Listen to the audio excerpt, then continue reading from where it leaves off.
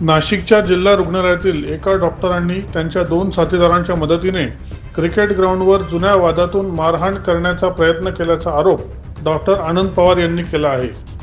महात्मानगर येथील क्रिकेट ग्राउंडवर हा प्रकार घडला।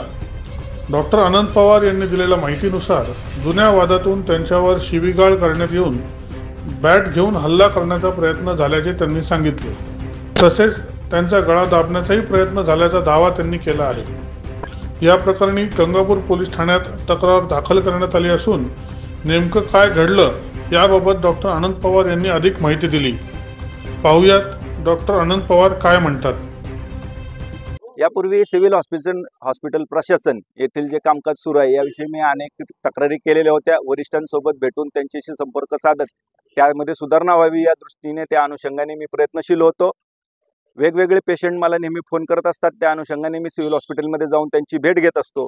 गेल्याच महिन्यामध्ये 2 माता मृत्यू त्या ठिकाणी झाला। त्यातील एक माता जी आहे ती माझ्या कर्मचाऱ्याची पुतणी होती आणि त्यासाठी मी तिथं गेलो असता सिव्हिल सर्जन यांना त्याविषयी विचारलं असता त्याविषयी मला समाधानकारक काही एक उत्तर मिळालं नाही आणि प्रशासनाचं कामकाज जे आहे ते ढिसाळ सुरू आहे असं लक्षात आलं आणि त्याचा फॉलोअप घ्यायला मी सुरुवात केली आणि वेळोवेळी सिव्हिल सर्जन यांना मी फोन करून वेगवेगळ्या विषयांविषयी माहिती देण्यासाठी अवगत करण्यासाठी फोन करत असता त्यांनी ते फोन रिसीव्ह केले नाही आणि त्याचा राग मनात धरून आज जिल्हा रुग्णालय नाशिक यांच्या कर्मचारी वर्ग यांचे सातपूर येथील महात्मानगर येथील क्रिकेट मैदानावरती जे मॅचेस सुरू होत्या तिथं मी कर्मचाऱ्यांच्या विनंतीनुसार भेट दिली असता सत्कार प्रसंगी त्या ठिकाणी श्री चारुदत्त शिंदे सिव्हिल सर्जन माझ्या बाजूला येऊन थांबले व तू कोण, हा कोण आहे रे असं म्हणत मला गळा आवळण्याचा प्रयत्न केला व माझा जीव घेण्याच्या दृष्टीने मला हानी पोहोचवण्याच्या दृष्टीने माझ्या पाठीमागे धावायला सुरुवात केली। त्यावर अनेक कर्मचाऱ्यांनी त्यांना थांबवलं। तसा मी रस्त्यावरती पळत आलो। त्यांनी येऊन पाठीमागून मला पकडले व मला झापडाने मारले।